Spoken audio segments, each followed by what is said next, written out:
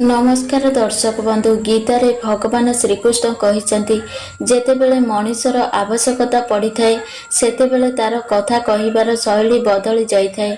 दर्शक बंधु, फायदा सबुठु तले पड़िथिबा जिनिसर होई थाए। लोके किंतु सबुबेले उठाई चालंती। सबुबेले सेही लोक हारी थाए जिए आशा बारंबार करी थाए, किंतु सेही लोक जीति थाए जिए चेष्टा हजारे थर करी थाए। जेउ मनीषकु आमे भल पाइथाउ सेही मनीष ही आमर फायदा उठाई थांती, कारण सेही मनीष ही आमर दुर्बलता विषय जानी थांती। एमिति निजकु चालाकी करंतु, समस्तंकु क्षमा करि दियंतु। एमिति बोका बनंतु नहीं कि जिए आपनकु धोखा देई थांती ताकू आउ थरे विश्वास करी बसंतु नहीं। जीवन रे आपण सेही स्थान रे पहुंची जांतु। लोके माने आपनकु हराइबा परे अनुताप करिवे। जीवन रे केबे काहाकू निजर दुख को कुहंतु नहीं। आपण जेमिति अछंती सर्वश्रेष्ठ। भगवान कहंती सबुबेले निजकू अन्य सहित तुलना करी केबे दुखी हुओ नहीं। भगवान काहाकू बिना कारण रे गढ़ी नाहंती। समस्तंकर किछि ना किछि गुण थाए। मनुष्यर मन ही सबुठु बड़ शत्रु आउ मित्र होइथाए। जदि मन आपणकठु जीति जाए आपणकर शत्रु बनी जाए। जदि आपण मनठु जीति जाती आपणकर बंधु बनी जाए। जदि केही आपणकु अणदेखा करे बिल्कुल भी खराब भावंतु नहीं, कारण लोक माने सबुबेले आपणकर परिस्थिति हिसाब रे जिनिसर अणदेखा करती। सेही लोकंक पछरे गोड़ांतु नहीं जेउ लोकंकु आपणकर कौनसी आवश्यकता नहीं। भगवान कहिचंती भूल सबु मनीषर होइथाए, किंतु सेही मनीष तार भूल को सजाड़ी थाए जार मन निर्मल आउ हृदय सफा थाए। समस्तंकु निजर समय जरूरी दियंतु, कारण प्रथम आवश्यकता आपण निजे होइथांती। संपर्क जेते खराब थाउ ताकू केबे भांगिबाकू दियो नहीं, कारण मैला पानी केबे शोष मेंटाई पारे ना, परम निया लिभाई पारे। दुनिया जेतेबेले असुविधारे पकाई थाए सेतेबेले भगवान हजारे रास्ता देखाई थांती। विश्वास करिबा वाला बुद्धिमान होइथाए, किंतु बोका मनीष विश्वास भांगी देई थांती। जदि केही बुझु नाही तो ताकू बुझेइबा कौन दरकार, आउ जदि केही मानु नाही तो ताकू मनेइबा कौन दरकार। स्वच्छ मनरे कौनसी दरकारे मनीषर साहाय्य करी तो देखंतु मनकू बहुत आनंद मिलिब। जाहाकू जीवार अछि ताकू जीवाकू दियंतु। जदि भी से आजी रही जाउची काली की से निश्चय जीव। मनीष ठारू मनीष अलगा हेबार कारण हैला कथा आउ पैसा। जाहाकू स्वप्न देखिबाकू भल लागि थाए ताकू राति छोट लागि थाए। जाहाकू स्वप्न साकार करिबाकू भल लागि थाए ताकू दिन छोट लागि थाए। निजकू एते भी महंगा करंतु नाही जे लोक माने आपनकू डाकी भी पारिबे नाही, आउ निजकू एते भी सस्ता करंतु नाही कि लोक माने आपनकू नचेई पारिबे नाही। चुप रहिबा केबे खराब होई न थाए। किछि जंत्रणा एमिति थाए कि कथा पर्यंत टाणी नेई थाए। सबु किछि ठीक करिबाकू अपेक्षा करिबे तो बसिकी ही रही जिबे। साहस रखंतु एवं निजे उठंतु। आपनक जीवन रे सबु किछि ठीक करि दियंतु। दर्शक बंधु, भगवान कहंती दुनिया रे सेही लोक माने सबुठारू अधिक खुशी होइथांती जेउ माने जानी थांती कि अन्य मानक उपरे कौनसी आशा रखिबा वृथा होइथाए। जीवन रे दुख मिलिबा भी जरूरी होइथाए, कारण जदि आपण सबुबेले खुशी रे रहिबे केबे भी आपण आगकू बढ़ी पारिबे नाही।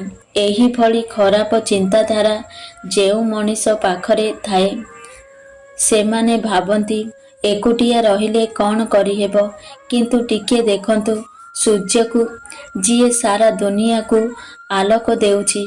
भगवान श्रीकृष्ण कहिचंती जेउ बाटरे गले आपण एका होई जाउछंती तेबे बुझी जांतु आपण ठीक बाटरे चालुछंती। काहेकि ना सत्यर पथरे चालिले केही आपणकर साथी रे रहिबे नाही।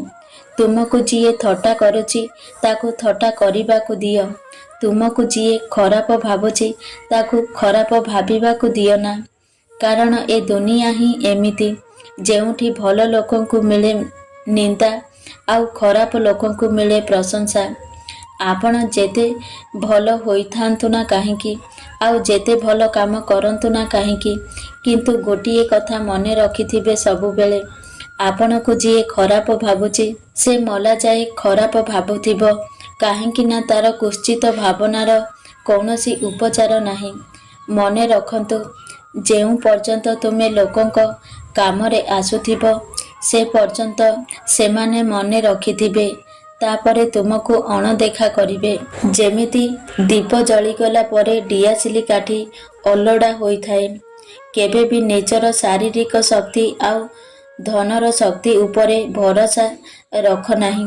କାହିଁକି ନା ରୋଗ ଆଉ ଦରିଦ୍ରତା ଆସିବାରେ ଅଧିକ ସମୟ ଲାଗିନଥାଏ।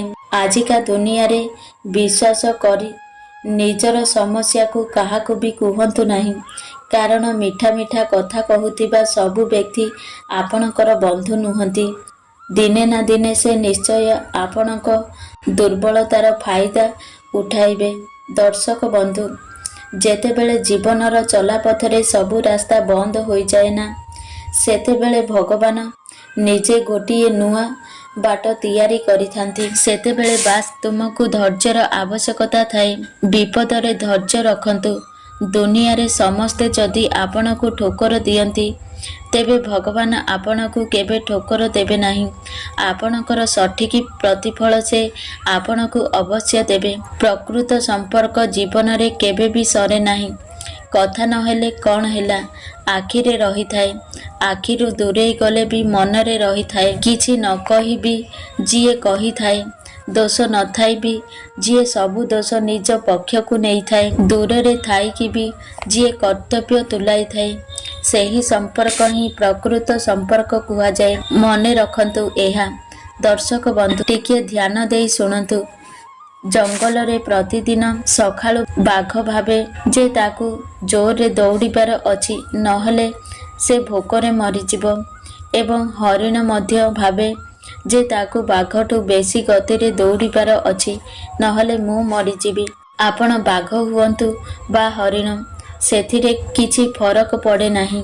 ଯଦି ଆପଣଙ୍କୁ ସୁନ୍ଦର ଜୀବନଯାପନ କରିବାର ଅଛି, ତାହେଲେ ପ୍ରତିଦିନ ଆପଣଙ୍କୁ ଦୌଡ଼ିବାକୁ ପଡ଼ିବ। କାରଣ ସଂଘର୍ଷ ବିନା ନା କିଛି ମିଳିଛି ନା କିଛି ମିଳିବ। ଥରେ ଅର୍ଜୁନ ଭଗବାନ ଶ୍ରୀକୃଷ୍ଣଙ୍କୁ ଗୋଟିଏ ପ୍ରଶ୍ନ ପଚାରିଲେ, ହେ କେଶବ, ଯଦି ଗୋଟିଏ ମଣିଷ ପାପ କିମ୍ବା ପୁଣ୍ୟ କର୍ମ କରି ମରିଯାଏ, ତାହାର ଫଳ ଆତ୍ମା କାହିଁକି ଭୋଗ କରିଥାଏ? ଯେଉଁ ବ୍ୟକ୍ତି ଅନ୍ୟମାନଙ୍କ ହିତ ସାଧନାରେ ସଦାସର୍ବଦା ବ୍ୟସ୍ତ ରହେ, ଭଗବାନ ସବୁବେଳେ ତାର ମଙ୍ଗଳ କରନ୍ତି। ଭଗବାନ ଶ୍ରୀକୃଷ୍ଣ କହିଲେ, ହେ ପାର୍ଥ, ମନୁଷ୍ୟ ତାର ଆତ୍ମା ଶାନ୍ତି ଓ ଶାରୀରିକ ସୁଖ ପାଇଁ ମନ ଦ୍ୱାରା କର୍ମ କରିଥାଏ। ଶରୀର ଦ୍ୱାରା କରିଥିବା ପାପ ଶରୀର ହିଁ ଭୋଗିଥାଏ। ଅର୍ଥାତ୍ କାହା ଘରୁ ଟଙ୍କା ଚୋରି କରି ମଣିଷ ସୁଖୀ ହୋଇଥାଏ, ତାହା ହେଉଛି ଶରୀରର ପାପ। ଆତ୍ମା ଦ୍ୱାରା କରିଥିବା ପାପ ହିଁ ଆତ୍ମା ଭୋଗ କରିଥାଏ। ଅର୍ଥାତ୍ ଅନ୍ୟ ଘରୁ ଟଙ୍କା ଚୋରି ହେଲେ ମଣିଷକୁ ଖୁସି ମିଳିଥାଏ, ଏହା ହେଉଛି ଆତ୍ମାର ପାପ। ଶରୀରକୁ ମର୍ତ୍ତ୍ୟରେ ସୁଖ ଦୁଃଖ ମିଳିଥାଏ, ଆଉ ଆତ୍ମାକୁ ସ୍ୱର୍ଗରେ କିମ୍ବା ନର୍କରେ ମିଳିଥାଏ। ଗୀତାରେ ଭଗବାନ ଶ୍ରୀକୃଷ୍ଣ କହିଛନ୍ତି ଯେ ମୁଁ କାହାର ଭାଗ୍ୟ ତିଆରି କରେ ନାହିଁ, ମଣିଷ ନିଜେ ନିଜର ଭାଗ୍ୟ ତିଆରି କରିଥାଏ। ତୁମେ ଆଜି ଯାହା କରୁଛ ତାହାର ଫଳ ତୁମକୁ କାଲି ଅବଶ୍ୟ ମିଳିବ ଏବଂ ଆଜି ଯାହା ତୁମ ଭାଗ୍ୟରେ ଅଛି ତାହା ପୂର୍ବରୁ କରାଯାଇଥିବା କର୍ମର ଫଳ ଅଟେ। ସେଥିପାଇଁ ଜୀବନକୁ ଉପଭୋଗ କର, ନିଜେ ହସ ଓ ଅନ୍ୟକୁ ହସାଅ। ରାଗ ଅହିଂସା ଛାଡ଼। କାରଣ ମଣିଷର ନିଃଶ୍ୱାସକୁ ବି ବିଶ୍ୱାସ ନଥାଏ ସେ କେବେ ଫେରିବ କି ନାହିଁ। ଦର୍ଶକ ବନ୍ଧୁ, ଆମ ଆତ୍ମା ବାହାରେ ଆମର କୌଣସି ଶତ୍ରୁ ନଥାନ୍ତି। ଆମ ଆତ୍ମା ଭିତରେ ହିଁ ଆମର ପ୍ରକୃତ ଶତ୍ରୁ ବାସ କରିଥାନ୍ତି। ସେମାନେ ହେଉଛନ୍ତି କ୍ରୋଧ, ଗର୍ବ ଏବଂ ଘୃଣା। ଦର୍ଶକ ବନ୍ଧୁ, ଏସବୁକୁ ପରିହାର କର ଏବଂ ଏକ ଶାନ୍ତିପୂର୍ଣ୍ଣ ଜୀବନ ଉପଭୋଗ କର।